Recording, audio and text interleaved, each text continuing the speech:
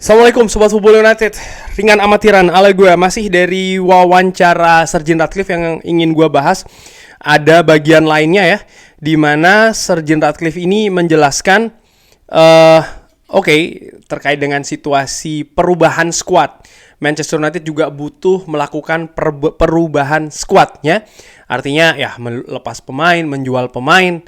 Siapa saja yang akan berperan di sana dan berapa lama, berapa jendela transfer yang direncanakan. Gue langsung artikan secara ringan amatiran ya. Bagaimana Sir Jim Ratcliffe mengatakan Anda harus bisa membuat proyeksi untuk masa depan. Dan saya tahu dan kita juga tahu bagaimana setelah kita memenangkan Piala FA, kita berada di Europa League. Dan kita berada di Europa League ya, dan ini kita membuat dan ini memberikan income kepada kita karena kita berada di Europa League. Dan ini mempengaruhi financial fair play. Dan Anda tahu dan ditanyakan ya oleh pewawancara ini, oke, sekarang di mana posisi Anda? Dan Anda tentu saja sudah secara basic memiliki angkanya dan Anda memiliki akuntan. Dan ada beberapa pemain yang Anda inginkan kan? Ya, dikatakan oleh Sir Jim Ratcliffe, ya tentu saja. Maksud saya saat ini kita berada di periode transfer. Jadi ya kita melakukan apa yang klub lakukan ya, yaitu adalah melihat dan Anda tahu dan kita melihat squad secara keseluruhan. Kita juga melihat lubang-lubang di mana saja yang harus ditambal di squad yang kita miliki saat ini. Dan tentu saja ada kemungkinan di luar sana dan ditanyakan apakah Anda percaya diri Anda akan mendapatkan posisi yang Anda dapatkan. Sir Jim Ratcliffe mengatakan saya sebenarnya tidak begitu yakin kalau kita bisa menyelesaikan segala permasalahan di transfer window pertama. Oh, ini penting menurut gue. Jadi Sir Jim Ratcliffe tahu bahwa di squad Manchester United ini banyak lubang, banyak problem, banyak masalah. Ditanyakan apakah ada pemain-pemain yang ditarget untuk menambal posisi-posisi tersebut, yakin bisa memperbaiki squad. Sir Jim Ratcliffe mengatakan ya, tidak bisa menyelesaikan segala permasalahan di jendela transfer pertama. Oke. Dan itu akan membutuhkan waktu.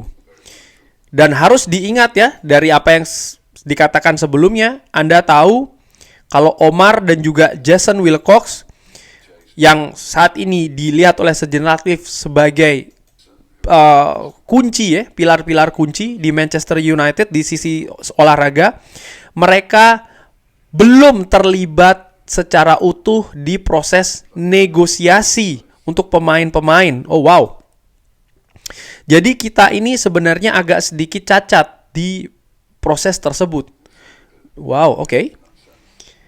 Dan jadi saya pikir kita akan melakukan pekerjaan yang bagus dan tapi ini tidak akan menjawab semua masalah di musim pertama ini. Kita akan membutuhkan 2-3 jendela transfer untuk bisa memperbaiki menjadi lebih baik lagi. 2-3 jendela transfer musim panas ya, lebih jelasnya seperti itu, untuk memperbaiki. Wow, jadi 2-3 berarti 2-3 tahun ke depan baru Manchester United ini memiliki squad yang sesuai yang diinginkan oleh Ineos, oleh pemilik Manchester United. Ada banyak alasan ya, tadi disebutkan situasi keuangan, lalu juga bagaimana kunci-kunci pilar di manajemen, sporting management, Omar berada, Jason Wilcox. Ini belum komplit dan kalau ditambahkan juga Dan Ashworth ya kan, ini belum bekerja secara penuh di musim panas ini. Ini juga harus diperhatikan oleh fans menurut gue. Gue secara ringan amatiran jelas mengikuti apa yang dikatakan oleh Sir Jim Ratcliffe ini. Sangat-sangat jelas menurut gue ya, sangat masuk akal dan visinya kemanapun juga disebutkan. Timeline juga ada 2-3 musim panas ke depan. Ini yang ditargetkan. Bahwasanya sekali lagi mereka juga sedang melakukan review squad Manchester United secara keseluruhan. Ini juga harus dipahami oleh banyak fans menurut gue. Karena mungkin banyak sekali pendapat yang menginginkan, oke, Manchester United musim panas ini ya, dalam musim panas ini jual A, B, C, D, E, F, G, H, datangkan A, B, C, D, E, F, G ya kan. Ternyata tidak semudah itu. Ada financial fair play. Juga ada tim-tim yang harus melakukan analisa, tim-tim yang harus melakukan negosiasi dan juga mengimplementasi rencana-rencana di bursa transfer di mana kunci-kunci pilarnya belum bisa bekerja. Sir Ratcliffe tadi mengatakan di musim panas ini praktis Manchester United ini dalam tanda kutip masih cacat ya. Karena ada beberapa posisi seperti yang dijelaskan oleh Fabrizio Romano ataupun juga media lain bahwa ya Sir Dave Braithwaite, Jean-Claude Blanc masih lebih banyak lebih banyak ikut serta di proses ini, di mana sebenarnya yang diharapkan Omar Beradalah yang lebih banyak beraktivitas di sana, Dan Ashworth dan juga Jason Wilcox, dan ini belum bisa terjadi di jendela transfer musim panas Ineos di Manchester United. Kita lihat akan seperti apa 2-3 musim ke depan, dan menurut gue sangat make sense ya. Ada beberapa pemain tentu saja Manchester United tidak bisa secara mudah seperti yang banyak dikatakan fans ya kan. Oke, jual. Anthony contohnya. Oke, dia tidak maksimal musim lalu. Tapi ketika musim ini dijual, Manchester United akan rugi, mempengaruhi ke financial fair play. Oke, Marcus Rashford tidak maksimal musim lalu. Berapa gajinya dia sekarang? Berapa valuasinya dia sekarang? Ada klub yang mau tidak? PSG mau? Belum ada tawaran resmi, belum ada tawaran jelas. Masih seputar angan-angan saja. Pun juga pemain-pemain lain, Manchester United harus betul-betul hati-hati karena langkah-langkah yang diambil terkait dengan kebijakan transfer, terkait dengan situasi finansial saat ini akan sangat berpengaruh ke musim-musim selanjutnya. Dan Manchester United menurut gue sudah memiliki start awal yang buruk bagi Ineos menurut gue ya. Maksud gue demikian, dengan apa yang terjadi 10-11 musim kebelakangan. Manchester United terlalu sering membuang-buang uang menurut gue ya.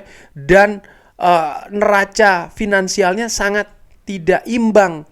Bagaimana misalnya pemain yang didatangkan dengan harga tinggi, dilepas jatuh harganya, gajinya terlalu tinggi, lalu kontribusi juga tidak terlalu maksimal di Manchester United, tidak stabil. Belum lagi valuasi dari para pemain yang didatangkan, yang rata-rata ketika datang itu harganya sangat tinggi, valuasinya itu justru turun di Manchester United. Ini berbeda mungkin dengan situasi di klub-klub besar lainnya, di mana ketika mereka mendatangkan pemain dengan harga tinggi, valuasinya cenderung stabil. Kalaupun turun juga tidak sedrastis di Manchester United. Justru ada banyak klub yang justru lebih luar biasa, datang dengan harga biasa-biasa saja, tapi valuasi pemainnya bisa naik. Manchester United tentu saja bukan klub yang produsen gitu ya. Maksud gue produsen adalah mendatangkan pemain dengan harga murah lalu dijual dengan harga tinggi. Tidak. Manchester United ini adalah klub yang klub end user, katakanlah demikian ya. Tapi itu pun juga tetap harus menjaga neraca keuangan. Karena ya sebagai contoh, Anthony Martial beberapa musim tidak maksimal, cedera, absen banyak. Tapi Manchester United ketika ingin melepas, problemnya apa? Tidak ada klub yang mau membeli Anthony Martial. Gaji tinggi, ada valuasi yang tidak sesuai dengan market ya kan. Dan membuat banyak klub tidak mau untuk mengambil Anthony Martial. Banyak sekali pendapat ya jual ini jual itu, tapi kenyataannya tidak semudah itu menurut gue. Butuh kerja keras. Dan di sisi lain, bagaimana pemetaan squad ini kan juga terus dilakukan. Di mana saja posisi-posisi yang harus ditambal ini juga terus dilakukan. Dan Ineos sekali lagi ini baru akan masuk ya musim penuh pertamanya di Manchester United. Satu hal yang harus dilakukan menurut gue, bersabar sih. Tidak ada hal yang lain. Sambil melihat bagaimana proses dan juga progres. Bisa jadi akan ada naik, juga ada turunnya. Namanya juga proses, selalu ada hal dinamikanya seperti itu sih. Menurut gue demikian. Tapi kita lihat akan seperti apa langkah-langkah lainnya dari Ineos. Terima kasih sudah menyaksikan. Jangan lupa like, subscribe, dan juga subscribe. Wassalamualaikum warahmatullahi wabarakatuh. Thank you.